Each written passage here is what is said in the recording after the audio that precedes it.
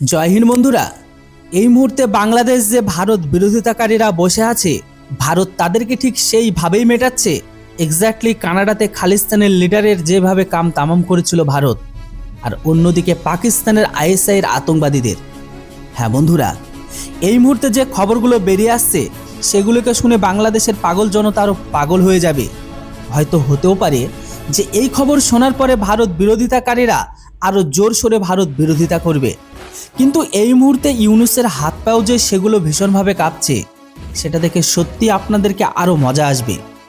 বন্ধুরা, অনেক বড় একটা খবর, চলুন আপনাদের বিস্তারিত বলি।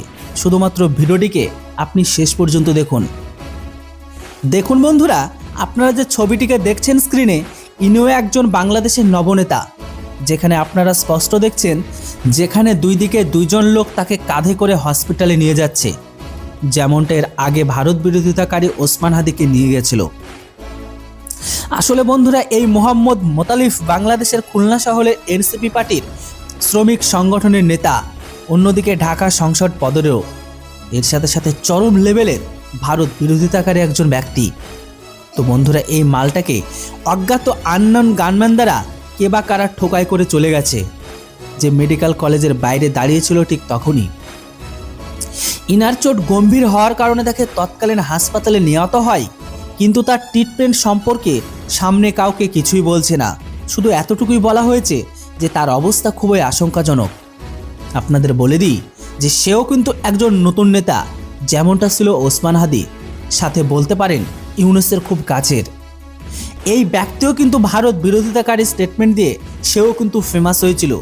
এরও বক্তব্য ছিল যে বাংলাদেশের জন্য একটু হিন্দু দেখতে না পাওয়া যায়, কেননা সেটা হচ্ছে ইসলামের জন্য বিপদ। কিন্তু একে গুলি কে মেরেছে সেটা তো জানি না, কেননা ওসমান হাদিকে কে মেরেছে আর কারা মারিয়েছে এক্স্যাক্টলি বা তার সঠিক তথ্য বাংলাদেশ পুলিশের কাছেও জানা নেই। অন্যদিকে আবার আরও একটি দ্বিতীয় ঘটনা সামনে বেরিয়ে আসছে।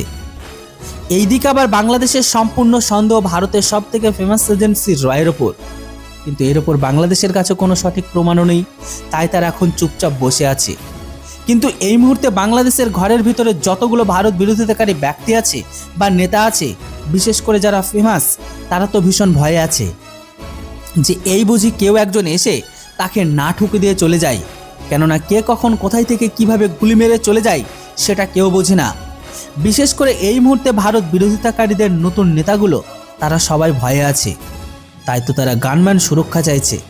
বিশেষ করে বাংলাদেশে এখন যে বা যারা ভারত বিরোধিতাকারী করে আর হিন্দু ধ্বংসকারী তৈরি হচ্ছে, তাদের প্রাণনাশের তত বেশি ভয় বেশি হচ্ছে। সত্যি সাইলেন্ট কিলার যে বা যারা হোক না কেন, বাংলাদেশি ভারত বিরোধিতাকারী নেতাদেরকে লুঙ্গি সম্পূর্ণ এখন ঢিলা করে রেখে দিয়েছে। বন্ধুরা, বাকিটা আননোন গানম্যানের বাংলাদেশিদের যে ভয় লেগেছে, এই ভয়টা দেখে আপনাদের কেমন লাগছে অবশ্যই এর উপর আপনাদের একটা মতামত কমেন্ট বক্সে লিখে জানান। এর সাথে সাথে অবশ্যই এটা লিখতে জানাবেন না, এর পেছনে কি তাহলে ভারতের রয়েরই হাত আছে? কেউ লিখতে কিন্তু ভুলবেন না। Thanks for watching. Jai Hind, Vande Mataram.